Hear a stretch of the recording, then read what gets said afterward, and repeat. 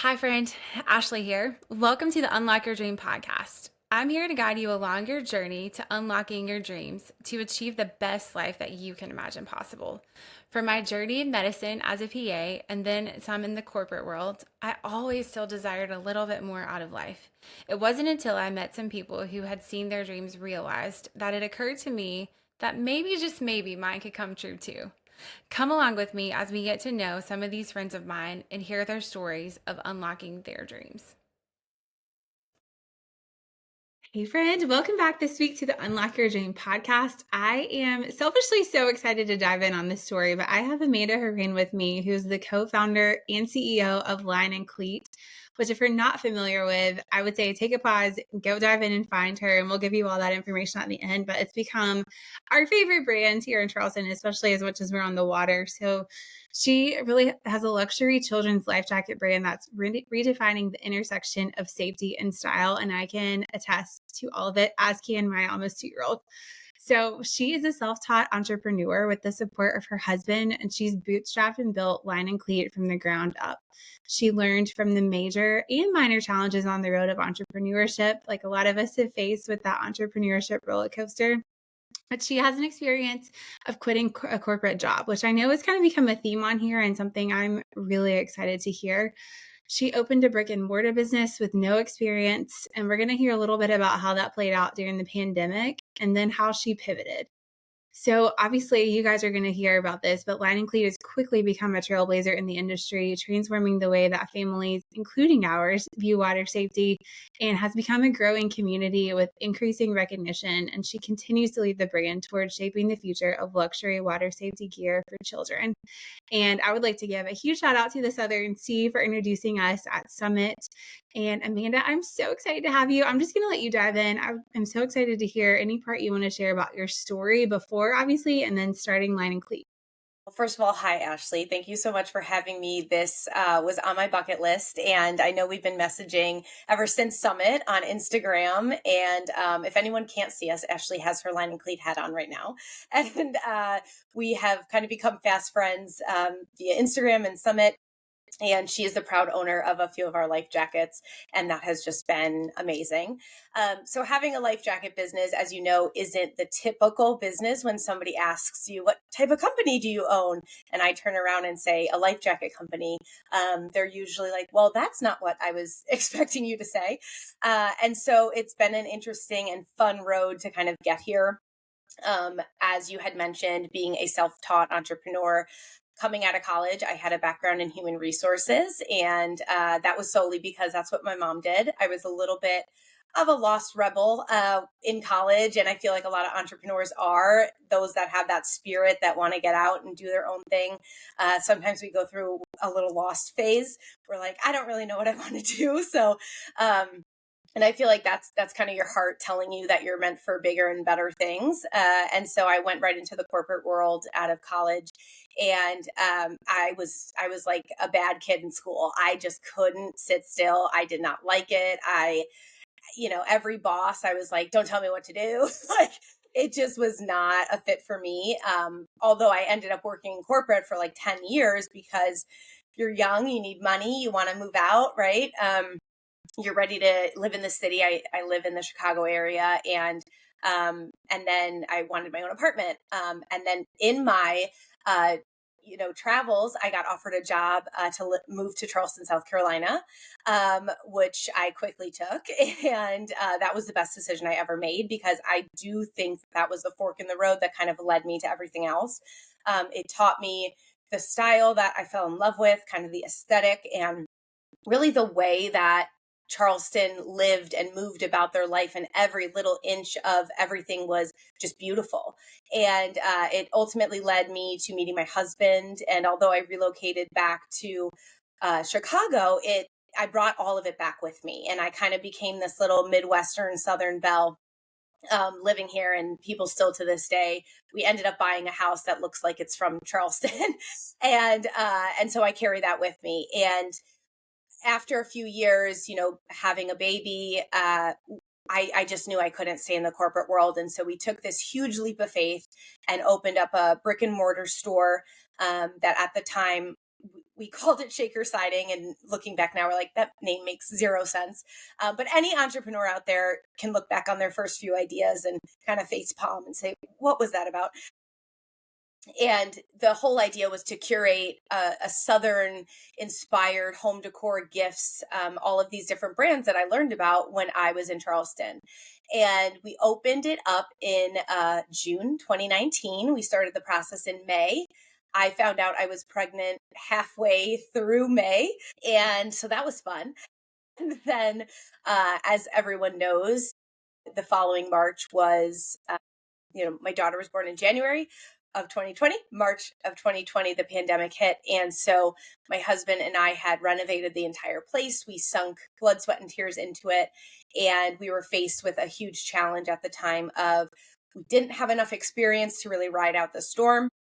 And we weren't really sure what to do. So the lovely landlord that we had at the time gave us an opportunity to wrap things up and kind of leave the brick and mortar behind. And our accountant said, I would take this, please take this. And so we did. And it was probably one of the biggest heartbreaking moments for me because I finally stepped out on a ledge. I was going for it. And then it felt like it all shattered instantly, in a few months. And then what we decided to do was not give up, because once you decide to be an entrepreneur and you get that taste of freedom, you can't give it back. And so we pivoted the business. At the time, we have always been a creative couple. When we met, we realized that we both had that interest. My husband was into photography and music and all of that. And I had a little tiny blog that I started when I lived in Charleston in an attempt to make some friends, which it worked. I did make a few friends. And so we had started like a small little candle line called Line Cleat that we were carrying in the store.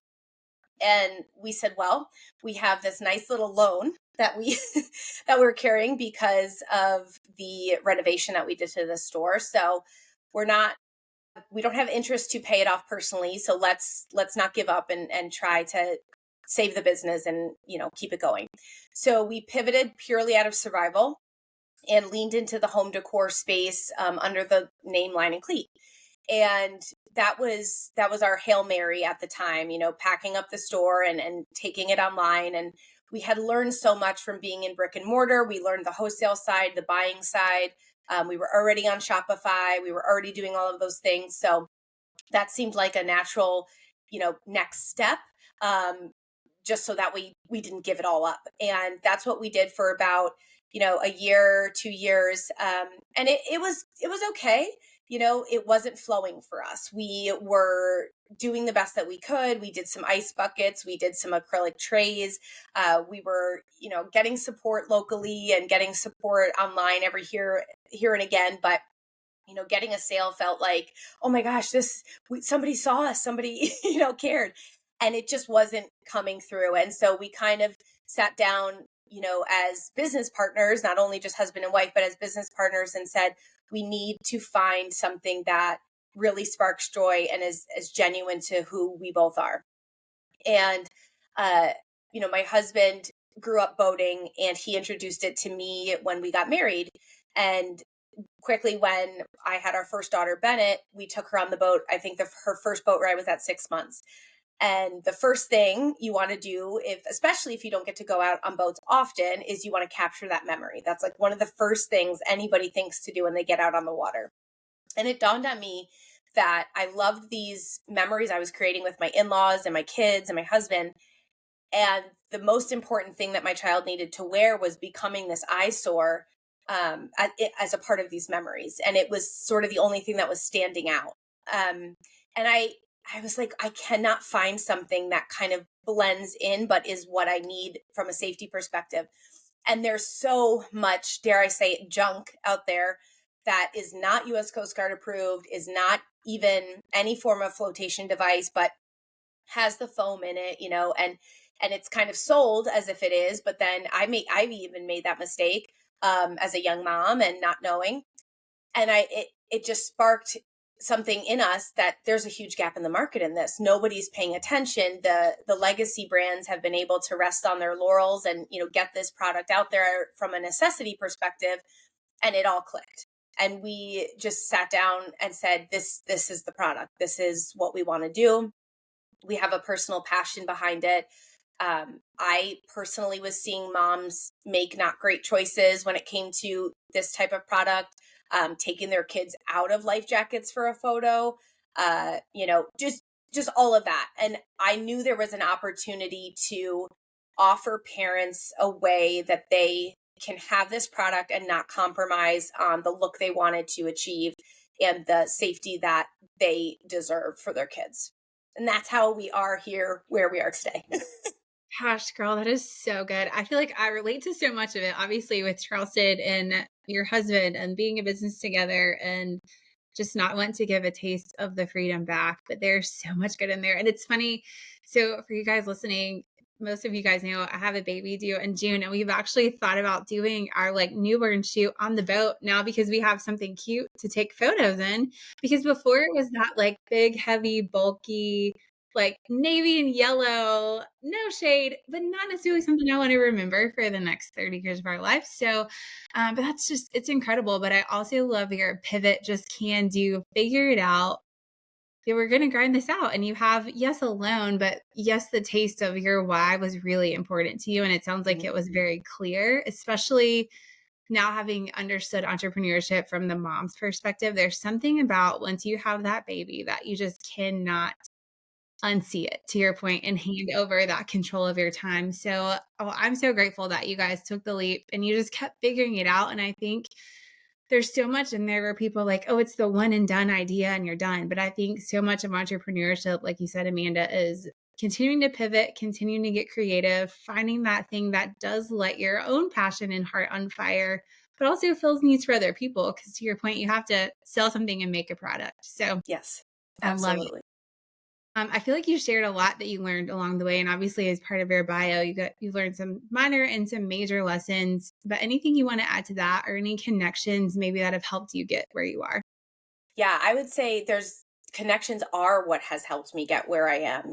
I think that is, I think Lydia Finette said it like network or die, right? I think she mentioned that when we were at Summit, and it is really true. And especially with this type of product, or if you have a product that's a little off the beaten path or a service that's unique, networking and getting it out there is really going to be your lifeblood, because there's this misconception, I think, sometimes when you're newer in the entrepreneurial space, or maybe you're carving a path into like a new way to be an entrepreneur, that, oh gosh, how am I going to find the answers? But believe it or not, people really do want to help. I think they really do want to see others succeed. And the people that don't, that's on them, right? I think the people who have succeeded and want to see others succeed, that's because they're confident in their business. They're not seeing others as, a threat or anything like that. And I think by taking the chance, and the thing that I've learned most is just showing up, like I live in Chicago, and I bought a ticket to the Southern Sea, and that's not near Chicago. And the reason I did that was because I did a lot of research and I became familiar with the organization when I lived in Charleston, but I knew that that was my customer. My customer was shopping and working with those types of businesses and those types of leaders. And so it was my job to go and meet them. And, not everything can be done behind email. And a lot of emails go unanswered these days. And it might be for, whatever reason, but it was great to actually get out and get face to face. And I think especially when you pivot to an e-commerce and you're not locally based and it is your job, there's good and bad, right? So now you're e-commerce, you have the world, let's say the US is at your fingertips, but I think some feel, oh, I just turn on my website and boom. And sometimes it's marketed that way. It's marketed to the entrepreneur that you just turn it on and you do a little bit of digital marketing and then there it is. But that's not really the experience, right? You really need to go out and kind of meet and greet and make these real life connections, regardless of if you are in e-commerce. And that is the biggest thing that I learned. It can start locally. Like I remember when we pivoted to the life jackets, I worked with some local publications in my town just to get the news story out, to educate my former customers of what is she doing. And to be honest, sometimes when you do have to pivot, I don't want to use the word embarrassment, but you don't want to come off like you're hectic, right? It's a little bit like, oh gosh, are people gonna be like, what is she doing now? But you have to stand in that with pride, and you have to kind of take that and own it and use it to your advantage, and sort of, like another thing that I learned is I signed up for an owner to CEO program through a local small business incubator program that we have here in DuPage County, which is where I live. And that opened up, that's how I met my marketing agency that helped kind of craft my story, my original, story and tone. And it's those types of things that when I was maybe not in the best mindset emotionally, because I'm coming off of this, store, and truth be told, I still have not set foot in the store since I closed it. And that's been, gosh, how many years now? So, right, we're coming up on like 5 years since the pandemic. So I still have not emotionally been able to set foot in the store. So that should tell you something about where I was at. But, that helped me get out of my comfort zone and helped me kind of make those pivots and find those partners to take that next step with confidence and not with fear. So it's a lot about, when you're doing stuff like this, or you don't have this like perfect story, and maybe you've tried a couple things and it's fallen flat or it didn't feel right. I think it's so easy to be scared to say, oh, I've tried a couple things and it didn't work out. But that next thing might click. That next thing might be the thing that clicks. And that's really what happened for us, is like, sometimes we laughed and we're like, oh my gosh, it clicked, and the Mary Tyler Moore show, we're going to make it after all. My husband and I would say that, like, we're going to make it after all, because you just have to keep going, and you have to get really comfortable with not minding what other people think.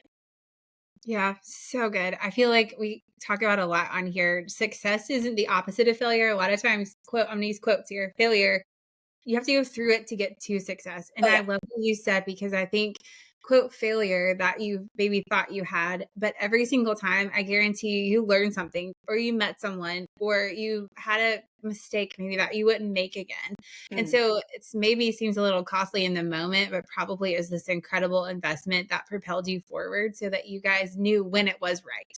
Yes. Like, oh, this is right. And it's so cool too that you had your husband the whole way, because hopefully that's relationship that's always going to be there. And so, you have at least your person to fall back on when I don't blame you. I don't know if I would want to walk back in there either. It's like a bad breakup. Like, let's just try to. Yeah.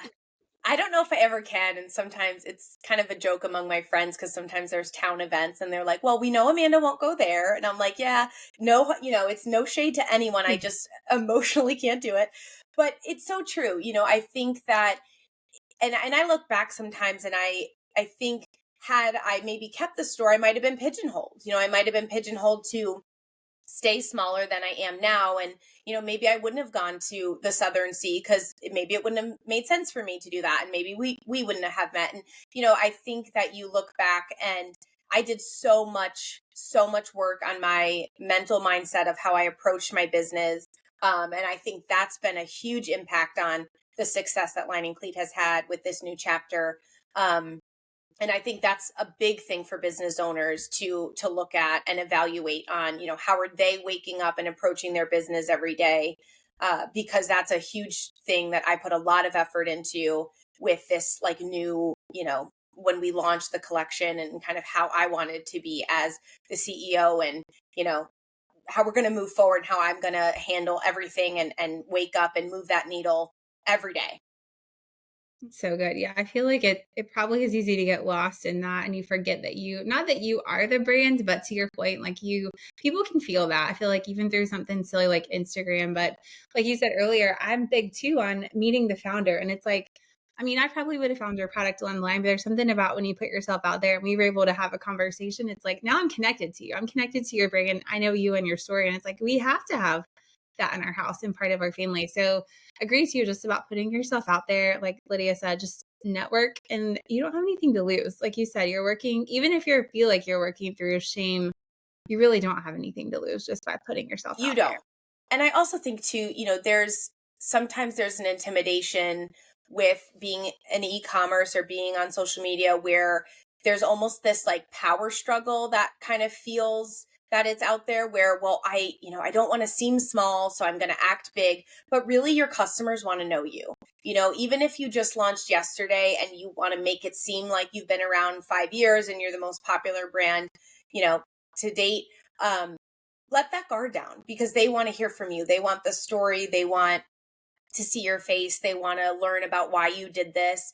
Because I think it also taps into a lot of people's interest to doing it themselves and things that they care about and things that, resonate with them. I get so many messages that talk about, thank you for creating this. I'm so glad. I even get messages from, aunts and grandmas and stuff like, I wish I had these when my kids were little and things like that. And so I feel like sometimes as an entrepreneur, there's pressure to look like you know it all and look like you've been around and, you're selling just instantaneously as soon as you press launch. And I feel that and I understand that. But I think, it's okay to let that guard down and connect and, it's okay to make mistakes and it's okay if it takes time to build that. And I'm still building it every single day. And so many brands that have been around so long are.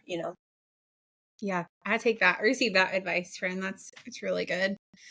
So anything that you learned along your way or like any surprise twists and turns? I know you've shared a little bit kind of going through, obviously the pandemic threw us all for the loop and you became a mom during that, but anything that you would want to share in addition to any of that? I think, the twists and turns just have been the word of mouth. That has been the biggest surprise to me. When we launched, we didn't have a huge marketing budget at all. We knew we planned for a couple boat shows. I think we were doing, $5 a day on paid ads, like very tiny. And so we got some really wonderful partners that we started working with in the boating space. And that was great. And then it was interesting because, people typically boat on the weekends, right? And so when we first launched it, it would be, orders, and then a weekend of boating. And then Sunday, Monday, Tuesday, it would be like crazy, crazy, crazy. And then it'd be like boating weekend. And then it'd be like crazy, crazy, crazy. And it was just so fun to see that it clicked. I'm like, this is why people are going out. They're at their marinas, they're at their, yacht clubs and stuff, and they're living this and their kids are in it and it's word of mouth. It really is. And I think that is something that, is so, so important for brands to not put to the, not forget about, I guess, not forget that it's so much word of mouth. It's so much, the sale isn't over after they open the package and, have it. The sale keeps going. That customer service keeps going. And I really strive, probably too much sometimes, to give everyone a really great customer service experience. And I think that's also with this type of product, it's such an important piece.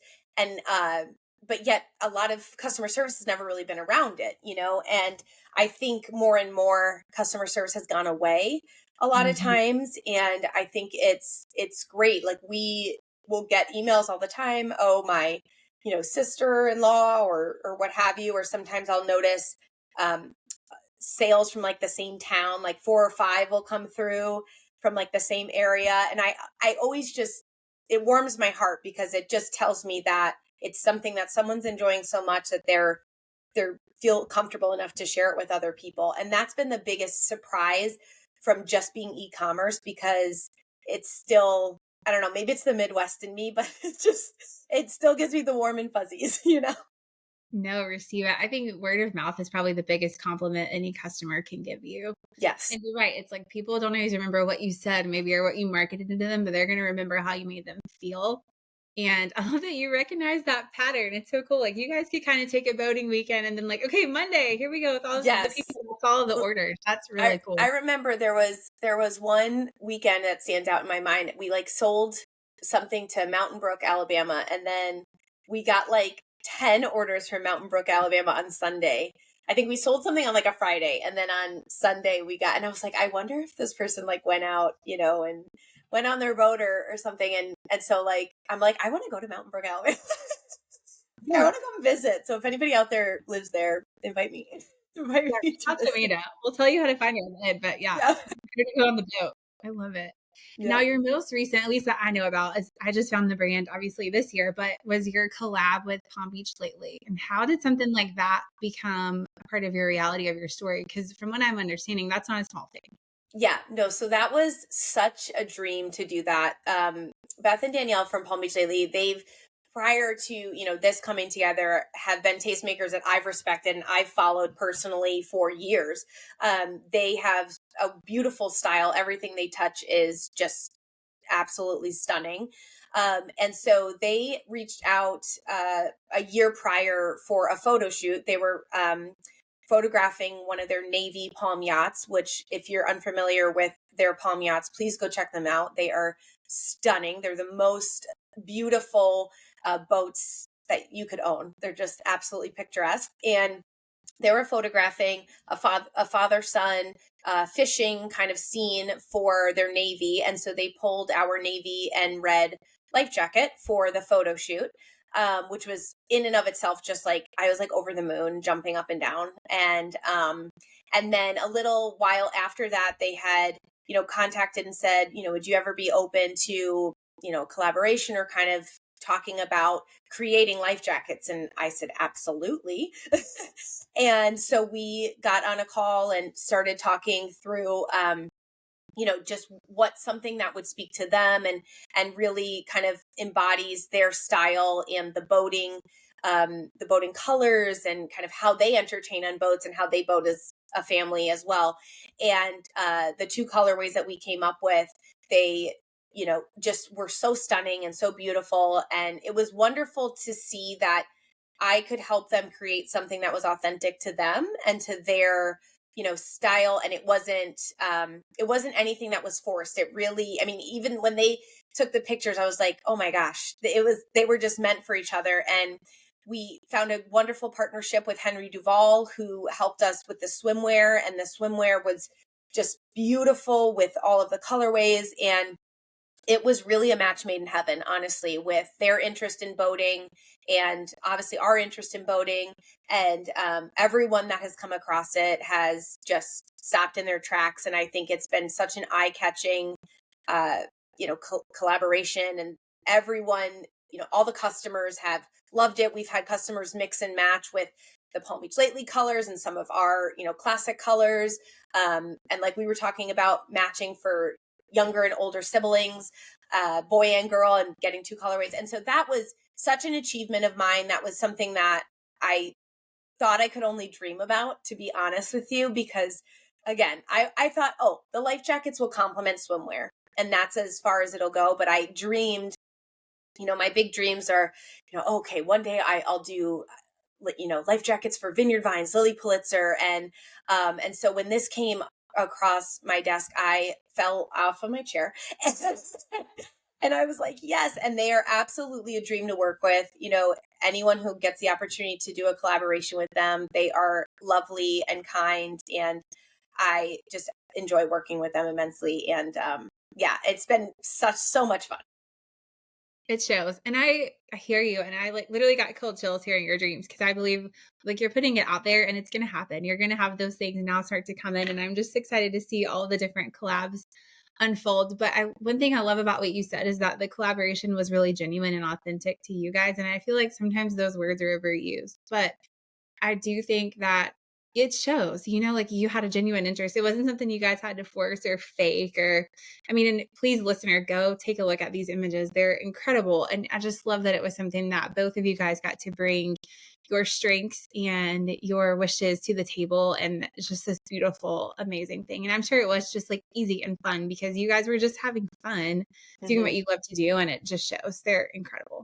Obsessed. Yeah, they're pretty. They go with like all swimwear too. So it's like gorgeous. I'm like, oh, we need adult sizes now. They're just precious. I know. Well, you've mentioned obviously being a mom, you're a business owner, and I have no idea all the hats that you wear every single day, but how do you balance being all these different roles in your life right now? It's, there's never one easy answer. I think that I like to call it micro working sometimes. I do find little times throughout the day, but at the end of the day, I am, being mom is number one priority. And I think that that's something that sometimes I have to remind myself, because the urge to answer an email or get this done or get that up or what have you, does creep in. But I've I've done a few things that I think are helpful and might be helpful to listeners. Is, I've pulled the Line and Cleat email out of my regular email stream and got the Gmail app. So it's separate. So I have to go into that app intentionally. So that has been something that's been helpful. And I did set some screen time limits for Instagram. Because it was a little bit, I don't need to always check it. I can go back and it's okay. And I'm one of those people that if you send me a text, if I read it, I need to respond or I'll forget. So I needed to set some boundaries for myself, especially as we're getting busier and busier, that, I'm putting my family priorities first. And, my girls are little, they're 5 and one will be 3. My other one will be 3 in June. And these are times that I will not get back. And so, just making sure that I have those boundaries. And luckily when they're at school, I can hunker down and get stuff done, and be productive when my time allows me to be productive. My parents, I'm very grateful they live locally. So we do a lot of weekends at grandma and grandpa's, because my husband and I do need that time to kind of focus. And, we do have conversations over some playtime sometimes. And then we'll be like, okay, we need to talk about this later because we can't hear. But it's a hard balance. It's definitely a hard balance, especially, working with your husband. I know there's so many entrepreneurs out there that work with, whether it be sisters or husbands or cousins or what have you. And having that dynamic is a balance. And you always want to have respect. I think having respect for yourself, having respect for your family, and having respect for your business partner has to be paramount when you're balancing all of these things, because if you lose one, then that's really detrimental to the success for your business. And I mentioned this before, but your mood and your mental health helps your business be better, helps you be better. And so when you put those priorities that you can't sacrifice first, you'll get the work done. You will always get the work done. That's so true. I've always heard schedule your priorities and then things just kind of fall into place. But I love that you would hit on, like calendar planning, batching your time, evaluating your mood maybe before you go into a project. Am I in a creative headspace right now? Or should I Yeah, maybe just tackle some smaller emails or smaller things? But and time limits and screens, I think it's so important. We hear about it for kids all the time, but I know. as an adult, it's so important to give it to yourself too and make it where you do have to intentionally go into a Gmail app, for example, to check your work email. And it's not just like notifications all the time while you're missing a memory with your girls. Yeah. That's really special. That's Yeah. cool that they're 5 and 3. They're getting to watch you do something really special and cool. And so I know they're taking that in too. So Yeah. that's And they'll say, like, why do you work so much? And I'll say, I'm, hopefully building something that you'll get to have one day. And so, and they pretend on their little fake phones, they'll walk around and pretend to be me. And then sometimes I'm like, oh gosh, put the phone down. no, Note to self, got to put the phone down. that's so good. Yeah, it's amazing what they pick up on. I know. What would you say maybe to someone who's listening who maybe either has a corporate job but would love to be an entrepreneur or has some sort of dream of a product or something inside that they maybe are afraid or doubtful or don't really even know if they should take the leap? Yeah. Well, I've, been there for sure. I've had, as I talked on here, I mean, I even going back as far, I had a little stint in grad school. And so I've been, a caged entrepreneur, I think, for a really long time, my whole life. And so I think, doing little things to kind of move your idea along can be helpful in the long run. It's not, sometimes people think about timing, or this isn't the right time, or they feel that, oh, I would need to up and quit my job in order to do this. My husband still works full time. Um, but I think, first step, easy, low hanging fruit, make the Instagram account, or get the domain, start researching fabric manufacturers, start talking, have coffee with a local entrepreneur in your area. Just like little things that could start moving the needle. And you can even do it privately. I know there's a lot of vulnerability when it comes to being an entrepreneur. And that, I think, is the biggest hang up for people sometimes. That, oh my gosh, I'm going to, stick my neck out and try and do this. And what does that mean? Are people going to think I'm unqualified? Well, I think the reality is everyone is unqualified for everything they're doing. Yes. When you think about it, we're all just out here trying our best. And, but my biggest advice would be set a goal, just, once a week, do one thing that gets you a little bit closer to making it happen, join. There's so many even online communities that you can join. A great program that I looked at that I got recommended to me by another entrepreneur was the Social Selling Girls. So that's a community to check out, and they focus on e-commerce. So if that's something of interest to you, there's, start watching YouTubes if you want to get into graphic design or, consulting. There's so much free information out there that just, the more you can move that needle towards your dreams, even if it's just privately for yourself, I think you'll get there. And then the itch will get so big that you have to just go after it. And you'll build that confidence, and, you can do it. You really can. I love all that. It's like, I don't know if you've read the book, The Slide Edge, but it really is like, I hear the combo of get some skin in the game and then Yeah. just like one little thing a day, Yeah. 1% better every single day. That's huge. That's what, And you see that's how what it I adds do. up. Yeah, it does add up. And there's days where, maybe I've only moved the needle by one email or, one post or one sale or whatever, but it's got to keep moving. And the second you, stop letting it roll backwards is the time that you have to. There's been plenty of ideas that we've had, my husband and I, throughout the years, and we joke in our storage downstairs like, oh, remember this, remember this. And that's a lot of what entrepreneurial ideas are. You're trying things and it's not flowing, or but you have to get ready to for the next thing. You have to keep it going if this is really what you want in your life. It's risky and it's scary, and we have so many scary moments that my husband wishes we didn't, but we do. And you just have to get comfortable being really, really uncomfortable. And I'm getting a lot better at it, and I wasn't for a really long time. So it's a muscle you have to flex and work at. So cool. And I'm sure you guys balance each other out. If he's having a day maybe where he's a little less confident than you are, and then you switch off and you get to, you Yeah. both just can't be down at the same time, but you're It's working towards the same goal. it's usually him telling me no, typically.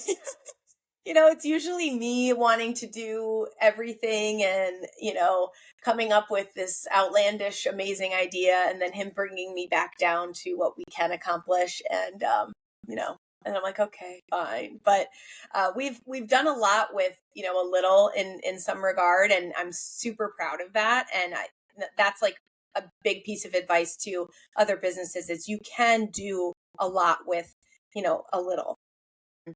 There's businesses out there that have the ability to pay for everything right out of the gate, and that's wonderful. Like, go for it.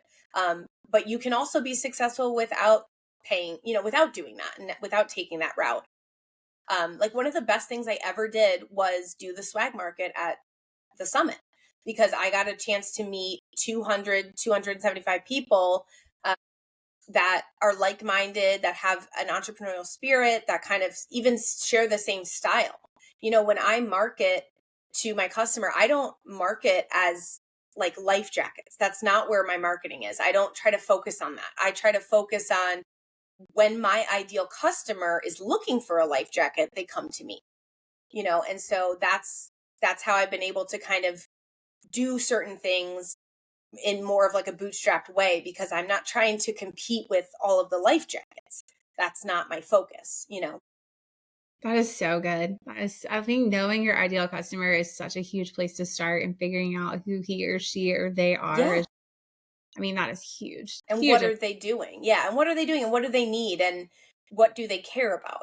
And so that's, I think sometimes I've really learned deeply that like it's so less about the product as it is about the emotion and the experience. And and you think you don't buy that way. I think as a consumer, we think we don't buy that way. But then when you really think about it, you're like, oh, yeah. Like if a trend comes up and like, I still don't have a Stanley Cup. Okay. For example, and maybe that's just because it never resonated with me. It was never really about the cup. It didn't hit a nerve with me. And so that's like a great example of it was never really about the product. It just didn't click for me. And so, but other things they wear on me, and then I'm like, oh, I do want to feel fancy or feel, or feel whatever. And so then I will start to buy a bunch of things. And same thing with services or, content creation. It's might take a couple of times to see it or a couple of times to think it over. But as once you get hooked in and kind of clicked in, then that's when you build that relationship and that bond. And that's how you find your customer and they find you. And, you're not going to be everybody's cup of tea. And I've also learned like, that's okay. Because that Yeah. was hard for me too. Different. Yeah. Yeah, And then, like you said, it's word of mouth from there. And then you're attracting more of the same people where you worked for one, but maybe you're accessing a whole network of people, which exactly. is awesome. Exactly. This is so good. I already can't wait to go back and re-listen and get this out. But is there anything as we wind down on time that we didn't get to share that you wanted to? I think, just not being afraid to try again. I think Mhm. anyone that's listening or anyone that listens to any of these types of podcasts, I feel I'm always on the hunt for more self improvement, more ideas, listening to other people that are in the mix and doing it. And just know that wherever you are at, whether it's you haven't started yet, you're, far more successful than like anybody else. It's just not being afraid of starting again. And that's my biggest thing that I've learned is so many people don't really care. And so it's like, okay to just start over or try it again or say, oh, that was a flop or, that product didn't work. Let's do this or that service didn't work. And reach out to people, reach out and get that community going, get that bond going. Some of like really great friends that I'm making and contacts like live all over the country. They're doing all of these cool things, but we're building friendships outside of what we're doing. And I think that that's been a wonderful thing. And then the last thing I'll say is, if there's a conference or some type of networking group locally or not locally, join it because whatever, even if it's has nothing to do with what your business, but it's a community of people that, are what you're trying to accomplish or energy that you're trying to move forward, join it. Go to that networking thing, go to something, find a buddy, even if you need to. But that's the best thing. You get so much energy and inspiration from being face to face. And you also find out that so many people are in your same boat and trying to make it and have the same, like, oh man, stories and, oh, that didn't work. And it's so refreshing. So you don't have to do anything alone. And that would be my biggest thing to share. So good. Oh, thank you so much for all of that. Well, where can people connect with you? Obviously, I would love to send them to your website and your Instagram to see all the things, but where can we find you? Yeah. So everything is, all of our social media is at Line and Cleat. And then our website is www.lineandcleat.com. So, yeah. And then my email is hello@lineandcleat.com. Keeping everything simple. So you can find us there. And I'd be happy to answer any questions or chat or network. And I love meeting new people and meeting other entrepreneurs. So I'm open to connect. That is amazing. Well, thank you guys so much for listening this week. Thank you, Amanda, for your time. This is absolutely incredible and one I know that I will continue to have on repeat. But I hope that you have a great day. And thank you guys so much for listening. We will see you with a new episode soon. Thank you. Okay, friend, that's it for this week. Thank you so much for spending time with me. Feel free to share this podcast with another friend who it may inspire. Leave a review to possibly be featured at the beginning of another episode, and subscribe so you don't miss out on any of the stories that could help unlock your dream for you.